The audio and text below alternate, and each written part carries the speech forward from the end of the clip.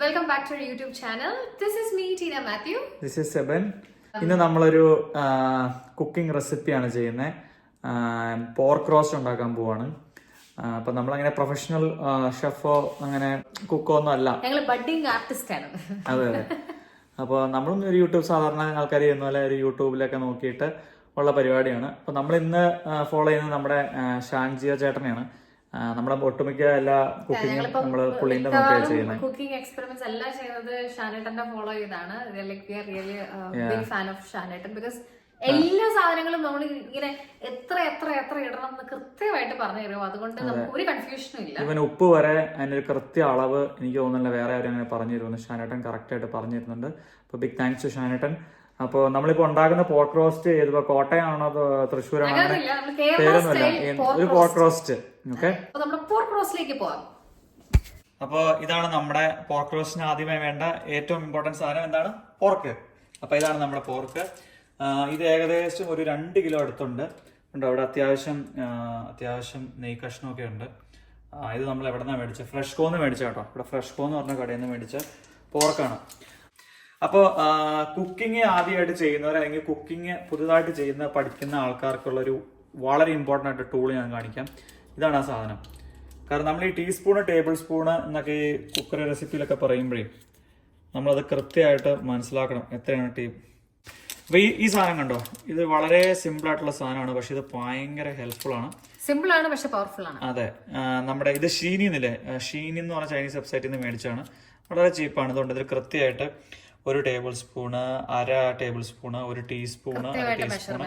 അപ്പം നമുക്ക് കൃത്യമായിട്ട് ഇത് ഉപയോഗിച്ച് അളവെടുക്കാൻ പറ്റും. അപ്പൊ ഇത് നമ്മുടെ പോർക്ക് നമ്മൾ നന്നായിട്ട് വാഷ് ചെയ്തിട്ട് പാത്രത്തിൽ വെച്ചിട്ടുണ്ട്. ഇത് പരമാവധി വെള്ളം നമ്മൾ കഴിയാവുന്നത്രോളം വെള്ളം കളയണം.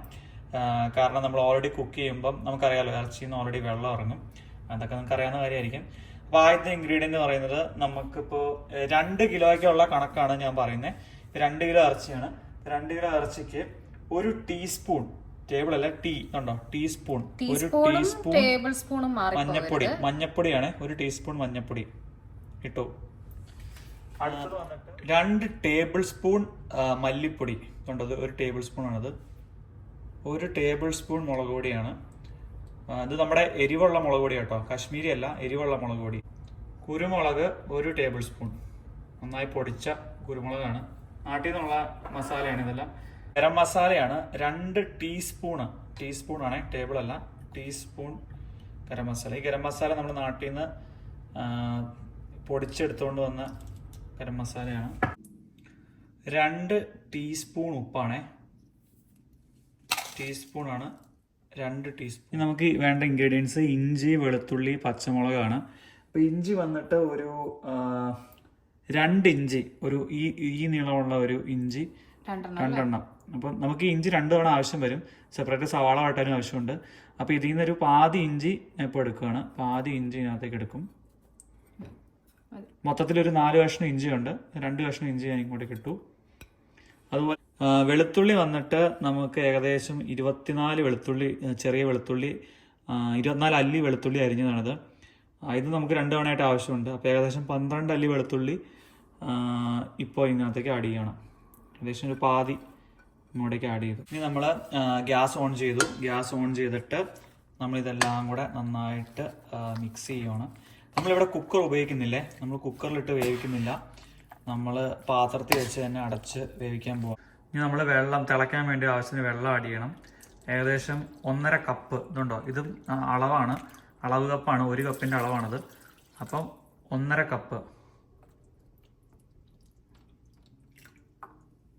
1.5 കപ്പ് വെള്ളം ആഡ് ചെയ്തു. നമ്മളിത് ഇപ്പോൾ അടച്ചു വെക്കണ്ട, വെള്ളം തിളക്കണ വരെ വെയിറ്റ് ചെയ്യണം.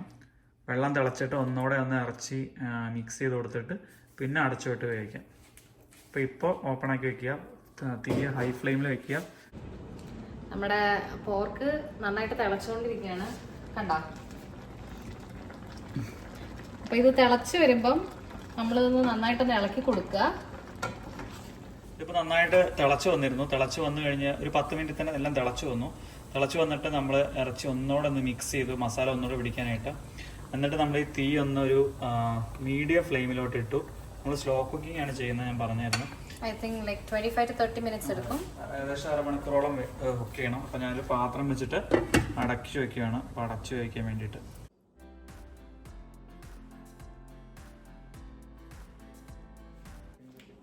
ഇത് നമ്മൾ ഇസ്താംബൂളിൽ പോയി വന്നപ്പോഴേക്കും മേടിച്ച ബക്ലാവ കേട്ടോ, അടിപൊളിയായിരുന്നു. ഇതുപോലത്തെ ഒരു 4 പാക്കറ്റ് കിട്ടുമായിരുന്നു. 4 പാക്കറ്റിന് 300 ടർക്കിഷ് ലിറ. അടിപൊളി.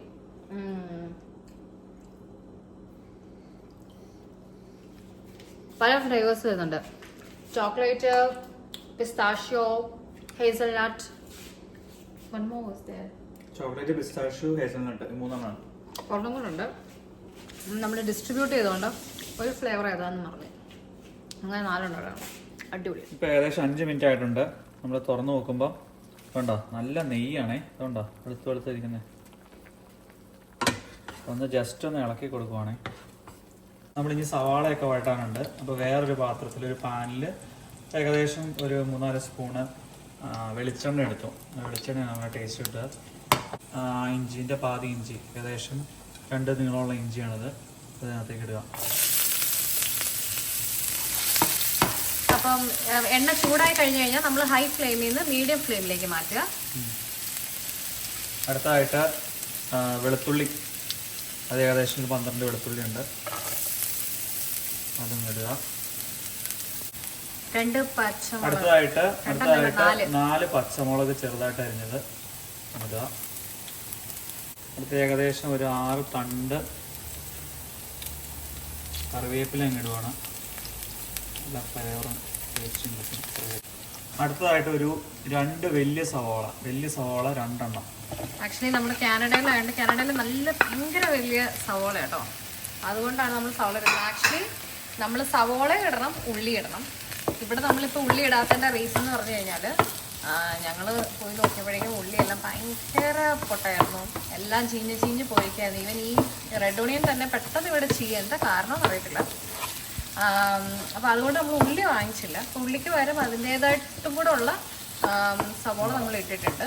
ഉള്ളി ആണെങ്കിൽ എത്ര ഇടണ്ടേ? ഉള്ളിയാണെങ്കിൽ ഇപ്പോൾ കാനഡയിൽ കിട്ടുന്ന ഉള്ളിയാണെങ്കിൽ വലിയ ഉള്ളിയല്ലേ, അതൊരു 20 ഏകദേശം 20 ഉള്ളി.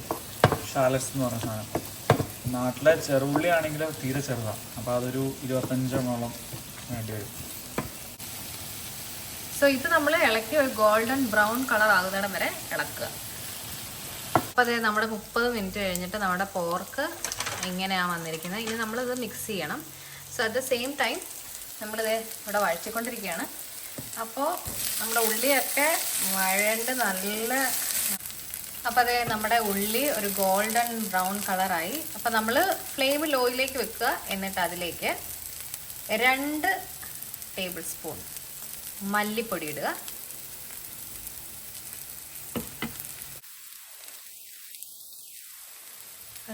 ഒരു ടീസ്പൂൺ ഗരം മസാല ഇട്ടു. ഇത് ഏകദേശം ഒരു 1/2 മിനിറ്റ് നമ്മൾ മസാല ഒന്ന് പിടിക്കുന്നത് വരെ ഇളക്കി വിടണം. ആ മസാലയുടെ പച്ചമണം മാറാനായിട്ട്. ഇനി നമ്മൾ ഈ വഴറ്റി വെച്ച സവാള ഈ പോട്ടിനകത്തേക്ക് ആഡ് ചെയ്യണം.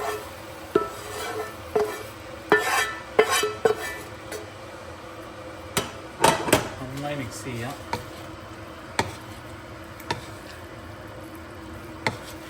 രസമുണ്ടല്ലേ കാണാൻ. ഇതിനകത്തേക്കൊരു 2 കപ്പ് ചൂടുവെള്ളം ഒഴിക്കണം. അടുത്തതായിട്ട് 1 ടേബിൾ സ്പൂൺ നാരങ്ങ നീര്. എന്നിട്ട് നമ്മൾ ഫ്ലെയിം ഓൺ ആക്കുക. നന്നായിട്ടൊന്ന് മിക്സ് ചെയ്ത് കൊടുക്കുക.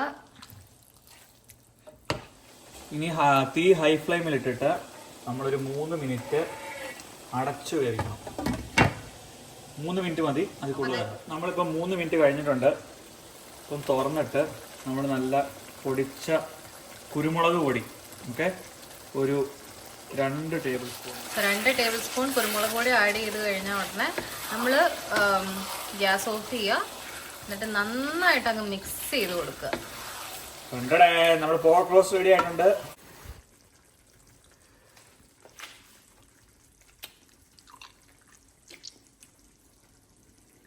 ഇങ്ങനെയുണ്ട്, നന്നായി വെന്തൂലേ. ഈ വേവും നമ്മുടെ ഓരോരുത്തരും ഇഷ്ടം കേട്ടോ. ചിലർക്ക് അധികം വേണം ഇഷ്ടമല്ല. അപ്പോൾ അതനുസരിച്ച് നമ്മുടെ ടൈമിങ് കൺട്രോൾ ചെയ്യുക.